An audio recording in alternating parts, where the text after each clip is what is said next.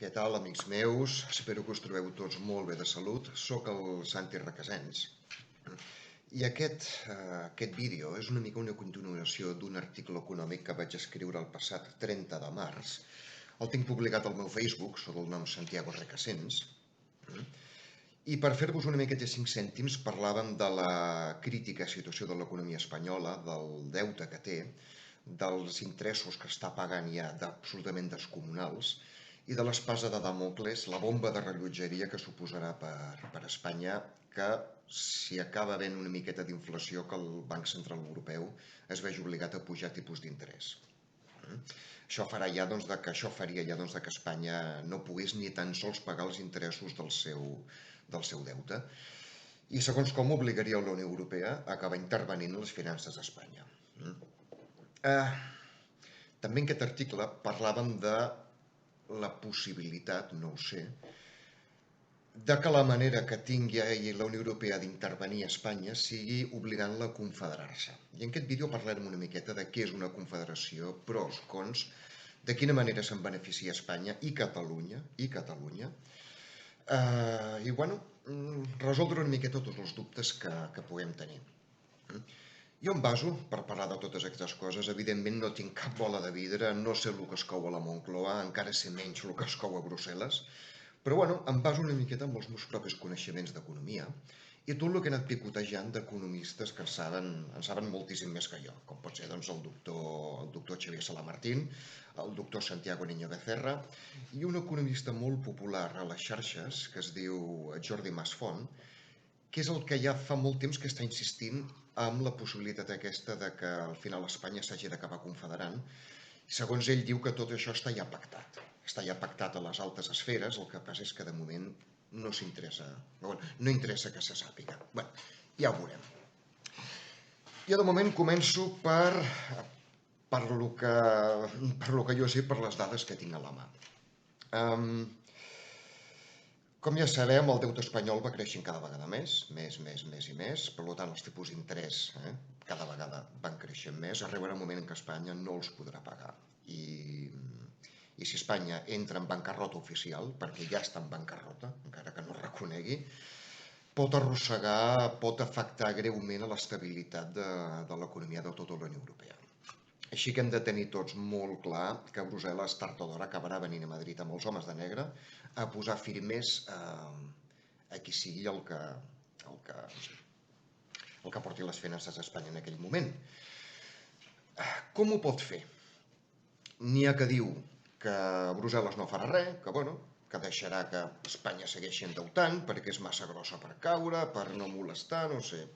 Jo personalment ho dubto molt perquè si la Unió Europea fa això, literalment li està dient a tots els altres membres de la Unió que poden demanar quartos manllevats al Banc Central Europeu, se'ls poden patejar amb el que els surti dels collons i després no els han de tornar. Això, com podeu comprovar, amics meus, no crec que sigui una política assenyada i, a veure, a Espanya fem les finances una miqueta a la nostra manera, però tant a Brussel·les com a Frankfurt tenen molt clar que 2 més 2 són 4. Per tant, dubto molt que això passi. Què més poden fer? Poden intervenir a Espanya com ho van fer en Grècia. Tampoc crec que passi, perquè Brussel·les i el Banc Central Europeu ja van veure molt clar que intervenir un país a pelo, per dir-ho d'alguna manera, primer de tot, acaba provocant més pobresa, crea un patiment econòmic i social al país en qüestió, la ruïna, i ja vam veure com en Grècia, sent un país molt més petit que Espanya i amb una economia molt més petita que Espanya, ja vam veure com el reconeixement oficial de bancarrota i que se'l tenia que intervenir gairebé s'emporta per davant l'euro. O sigui, imagineu-vos el que passaria si es fa el mateix amb Espanya. Per això dic, jo no crec que passi. Hi ha una tercera opció, que és intervenir a Espanya sense que es noti. Intervenir a Espanya d'una manera que no s'hagi de declarar als mitjans que Espanya està en bancarrota i de rebot acolloneixes els mercats, perquè, com ja hem dit, això provocaria un pànic a tot el món de conseqüències imprevisibles. Doncs hi ha una manera de intervenir a Espanya, fer que reorganitzar les seves finances sense provocar pànic als mercats i fent també que els llibres de comptabilitat quadrin, que és precisament confederar Espanya. Torno a repetir, no sé si això és el que tenen al cap, però des d'un punt de vista econòmic té un cert sentit. Explicarem una miqueta el per què. Ara tot el deute està en mans de l'Estado espanyol, que és el que ha signat tots els paperets de deute, com ja deia el senyor Salem Martín. El deute ara està, em sembla, amb un 1,4 o 1,5 bilions d'euros, algo totalment impagable. Amb una confederació, el que ara són les comunitats autònomes, passarien a ser estats confederats, sobirans. Aquesta paraula és importantíssima. Estats confederats sobirans que cedeixen una part de la seva sobirania amb un poder central, en aquest cas l'Estado espanyol, i li cedeixen competències com pot ser exèrcit, com pot ser acció exterior, manteniment d'ambaixades, manteniment de consulats, tot això, polítiques d'immigració. Així és una miqueta com funcionen tots els estats federats i confederats al món. Cedeixen en un estat central competències de que per un estat petit poder seria massa car de mantenir. De cara al deute, com afecta això? Molt simple, com que els estats confederats, comunitats autònomes confederades, perquè ens entenguem, teòricament són ja sobiranes, l'estat espanyol pot repartir tot el seu deute entre totes aquestes comunitats. Literalment, des d'un punt de vista comptable, l'estat espanyol es treu del damunt una bona part del seu deute i comptablement deixa d'estar en bancarrota i ja no cal intervindre-la. Així de simple, oi? I és el que estic pensant tots. Però escolta, Santi, això és un joc de trileros. Això és un joc de trileros perquè el deute continua estant. L'únic que passa és que l'estat espanyol li passa el mochuelo a les comunitats autònomes. No, sí, teniu tota la raó. Literalment és un joc de trileros. Però, si mireu una miqueta el deute de cada comunitat autònoma, veureu que no estan pas massa endeutades. En aquest cas concret, Catalunya, que és una de les comunitats més endeutades, té un deute de només un 35% del seu producte interior brut. I això comptablement, comptable i financerament, implica que Catalunya té unes finances molt sanejades. I moltes altres comunitats autònomes d'Espanya també tenen unes finances dintre del que cap bastant sanejades. Per tant, podrien absorbir tot aquest deute. I Espanya, l'Estado espanyol, es treu del damunt el deute que la condemna inexorablement a la bancarrota. Bé, comptablement quadra. Conseqüències de confederalitzar Espanya. Com ja us he dit, seguiria havent un estat central, que seria Madrid, seguiríem tenint un cap d'estat, que seguiria sent el rei Felip VI. Ara bé, en aquest cas, Madrid hauria de cedir poder per repartir-lo, no només sanitat i educació, hauria de cedir poder per repartir-lo entre totes les comunitats autònomes. Seria una miqueta com un concert basc o un concert navarrès per totes les comunitats autònomes espanyoles. N'hi haurà molts que diran, unionistes sobretot, però esto no puede ser porque España se rompe. A veure, depèn. Suïssa és un país, és una confederació, la Confederació Helvètica no és un país trencat. Austràlia és també una confederació i no és pas un país trencat. Si la nova Espanya confederal, el nou, diguem-ne, estat central, és capaç de convèncer totes les autonomies de que val la pena seguir formant part d'Espanya, Espanya no té per què trencar-se.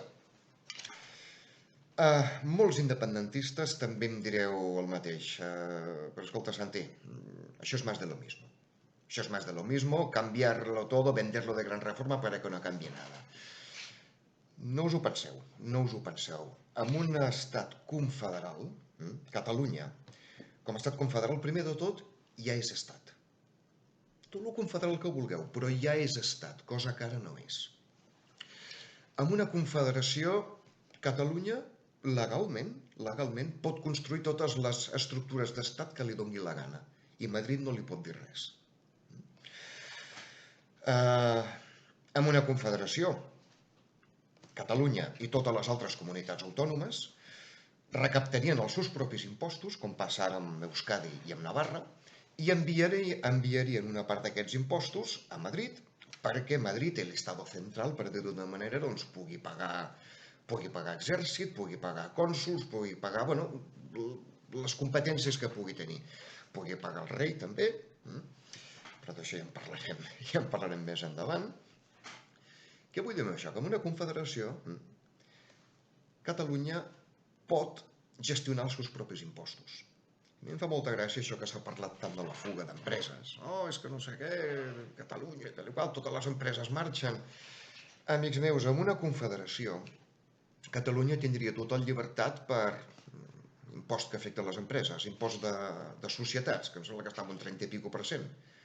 Catalunya tindria tot el dret a rebaixar aquest impost amb un 10% si li dona la gana. I m'aposto el que vulgueu a que aleshores serien totes les empreses de Madrid les que vindrien a Catalunya. Senzillament perquè es paga menys. En el fons, amics meus, una confederació és el que tenim a la Unió Europea. És això. I ja veieu com a la Unió Europea doncs, cada país cobra, doncs cada país cobra l'IVA que creu que ha de cobrar, cada país cobra impostos de successions que... I per això es parla tant d'Irlanda i Holanda concretament que tenen uns impostos molt baixos i per això moltes empreses es radiquen allà. Una altra cosa importantíssima d'una confederació, i us estic pagant tot aquest rotllo perquè veieu que no és el mateix, al contrari, és un paradigma completament nou. Amb una confederació, la llei et permet fer un referèndum d'autodeterminació. No t'ho pot prohibir ningú. Només cal veure el que ha passat a la Unió Europea. És una confederació, el Regne Unit ha fet un referèndum per marxar, ha guanyat el sí, i Brussel·les no li ha pogut impedir. Ja us imagineu per on vaig, no? Tema referèndum d'independència. Jo, com tots els que em consulteu, tots els que llegiu al meu Facebook, sabeu que sóc independentista convençut. Crec que Catalunya estaria millor sent una república independent. Però siguem una miqueta francs. Tant que s'ha parlat del referèndum ja, i s'ha de fer ja, i referèndum o referèndum... N'esteu realment segurs de que si ara, per un miracle de la naturalesa, el Pedro Sánchez ens permetés fer un referèndum, n'esteu 100% segurs de que guanyaria el sí? Perquè jo no ho tinc tan clar, I, amics meus, no m'estic referint pas a el que a nosaltres ens agradaria que passés o el que nosaltres creurem que pugui passar. No. Hem de tenir en compte una cosa. En unes eleccions normals, autonòmiques, doncs, evidentment que tots votem amb l'esperança de que millorin les coses, de que canviï alguna cosa, però és una miqueta terreno conocido. Ja sabem que canviarà el partit que governa, però, no hi haurà grans... Amb un referèndum d'autodeterminació, d'independència, canvies la història. No és un vot qualsevol. L'ésser humà, per psicologia pròpia, natural, moltes vegades, davant de l'incertesa, davant d'un futur que no té clar, tendeix moltes vegades a acabar escollint el más vale malo conocido que bueno por conocer. I, amics meus, aquí hem de tenir claríssim una cosa. Quan es parla d'un referèndum es parla molt del poble ha parlat, la festa de la democràcia, bla, bla, bla, tot això és molt bonic, totalment d'acord. Però, amics meus, quan es munta un referèndum d'una importància tan capital que pot canviar la història, quan muntes el referèndum ha de ser per guanyar-lo, sí o sí.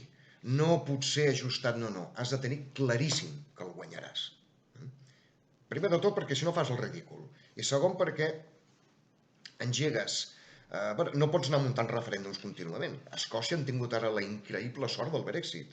Però si no, Escòcia, el que sempre s'havia parlat, proper referèndum per d'aquí 1 o 2 generacions. Un estat confederal, una confederació a Espanya, també crec, al meu parer, un avantatge que no podem pas... Mireu, tots sabem que a la nostra terra hi ha independentistes, hi ha gent que està totalment en contra, més o menys és un 50%, 1% amunt, 2% amunt, 2% avall. Tot això ja ho sabem.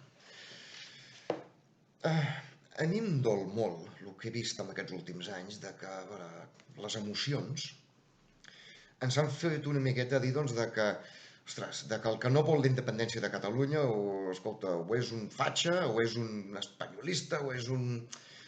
A veure, siguem una miqueta objectius i posem-nos una miqueta les sabates de l'altra persona. Jo no sé els unionistes que teniu al vostre entorn. Jo al meu entorn tinc molts unionistes. Algun n'hi ha que és fatxa, i ho reconec obertament, i ho dic així perquè és que ho és. Però la gran majoria d'unionistes que jo conec són gent tan normal com vosaltres o jo, tan catalana com vosaltres o jo, orgullosa de fer servir el català, eh, que senzillament doncs, no volen la independència perquè o no ho veuen clar, o no els hi han explicat bé, bueno, no volen deixar de sentir-se espanyols, o per algo tan legítim com que no estan gens d'acord com s'ha portat el procés, perquè hem de reconèixer que els indepes hem fet errades de bulto. Aleshores, clar, molts unionistes tenen tot el dret a no veure-ho clar i a dir, ostres, tu, davant de la incertesa jo m'estimo més quedar-me com estic dintre d'Espanya, perquè almenys és una merda tot plegat, però almenys és merda coneguda. I disculpeu el meu llenguatge, però així crec que ens entenem tots millor. Amb una confederació,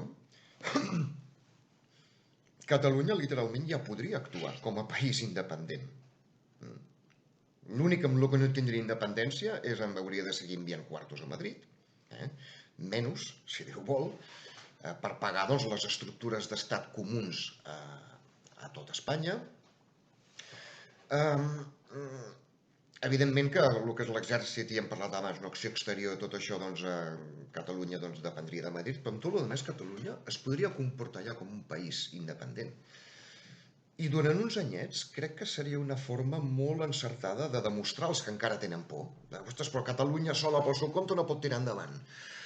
Crec que seria una manera molt encertada de convèncer els indecisos de que Catalunya, pel seu compte, encara que sigui confederada pel seu compte, no només pot tirar endavant, sinó que pot funcionar millor. Gestionar els nostres diners, pot ser més pròspera, i aquesta, amics meus, crec que pot ser una manera bastant intel·ligent de fer que el dia que les enquestes diguin clar que amb un referèndum guanyarà el sí amb una certesa matemàtica, aleshores fer el referèndum. Per guanyar-lo perquè una gran majoria dels catalans estarà ja mentalment preparada per acceptar aquest nou canvi de paradigma, que és dir, bueno, doncs ara passem ja de ser un país independent, ens declarem república amb referèndum i, com he comentat abans, amb una confederació ningú t'ho pot prohibir, això. També hi ha una cosa molt important. Tema deute. Catalunya, evidentment, començaria com a estat confederat havent d'acceptar una part de deute tremenda que li ve d'Espanya i que és molt injust. Evidentment que és injust, perquè és un deute que Catalunya no ha generat. L'han generat uns altres al Palco del Bernabéu i a despatxos de la Castellana. Però també tindria una gran avantatge, és que Catalunya podria ja gestionar aquest deute a la seva manera. Negociar directament amb els creditors per pactar formes de tornar-lo, no hauria d'estar totalment subjecte a el que digui Madrid. Catalunya també, com hem comentat abans, podent gestionar els seus propis impostos, tindria molts més recursos per poder gestionar també estructures econòmiques profitoses. No estic parlant de submarins, com aquests últims que acaben de construir ara, no. Inversions i estructures que realment redundin en un profit per Catalunya.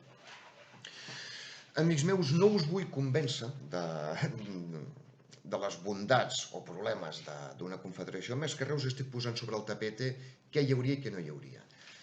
També hi ha una altra cosa que vull afegir. Molts n'hem parlat d'un tal Alexandre Deulofeu, que va fer unes prediccions molt curioses pel 2029. I aquest home no era un xerraire, aquest home era un científic, i la va encertar moltes vegades. Molta gent ha interpretat les prediccions del senyor Alexandre Deulofeu com que Espanya es trenca i Catalunya ja és independent. A veure, si ho repasseu tot el que va escriure, ell no va dir ben bé això. Ell el que va descriure va ser pura i simplement una Espanya confederal. Tot el que jo us estic descrivint ara. Va dir també doncs, que en una Espanya confederal, Catalunya, si vol, i si una majoria de catalans volen, pot arribar a ser un país independent, una república independent. Però de moment, el que el senyor W descriu és una Espanya federal pura i dura. I ara ve la pregunta màgica. Vale, Santi, tot això és molt bonic, és literalment l'antessala cap a la independència, però tot això funcionarà? I la resposta meva és molt clara, no. És clar que no, evidentment que no. Per un motiu molt simple, Madrid. Quan parlo de Madrid no em refereixo evidentment ni a la ciutat, com sí, ni als madrilenys, em refereixo al Madrid de la Corte, al Madrid com a epicentre de poder polític i econòmic, el Madrid ple d'estructures d'estat, plenes de zanganos que l'únic que fan és xupar del sistema. I per un motiu molt simple. És que Madrid porta 400 anys actuant de la mateixa manera, doncs a base de decretazos, a base d'ordeno y mando, decorat de llei, decorat de legalitat, decorat de tot el que vulgueu. Però en el fons segueixen exactament igual. Confederar Espanya implica que Madrid ha de cedir poder, ha de deixar de ser el centre de tot. I us garanteixo jo que no voldran cedir-ho de bones a primeres. Si tot això de la Confederació depengués de Madrid, ja us dic jo el que passaria. Madrid estaria encantada. Madrid com a estat espanyol, estaria encantada de cedir tot el seu deute a les comunitats autònomes i que el mochuelo se'l mengin uns altres, però això sí, en todo lo demás sigo mandando yo, evidentment. Però clar, això no és una confederació, això és una presa de pèl decorada de confederació. Aquí serà quan les comunitats autònomes es plantin i diguin, escolta, això és una presa de pèl, perquè ens passes la merda a nosaltres, però et segueixes quedant amb el caramel tu. Aquí serà quan Brussel·les haurà de guiar tot el procés. Haurà de guiar tot el procés perquè Madrid no es passi de llesta. Perquè hem sentit parlar ja moltes vegades el catedràtic, el doctor Santiago Niño Becerra, de que la Unió Europea ja fa molt temps, i aquest home té molts més contactes que jo, aquest sí que sap lo que se cuece, de que la Unió Europea en comença a estar bastant farta ja del que són els estats per se i es vol centrar més en el que són regions productives, que són les que realment generen la riquesa, i fomentar-les. I, amics meus, Catalunya és una d'aquestes regions. Parlant també sobre el tema aquest bueno, si això funcionaria o no funcionaria, jo al meu Facebook vaig escriure ja fa un temps que els catalans ens hem de ficar al cap els catalans no, els independentistes, ens hem de ficar al cap d'una vegada per totes que, a veure, les manifestacions estan molt bé perquè han ajudat molt a internacionalitzar el procés.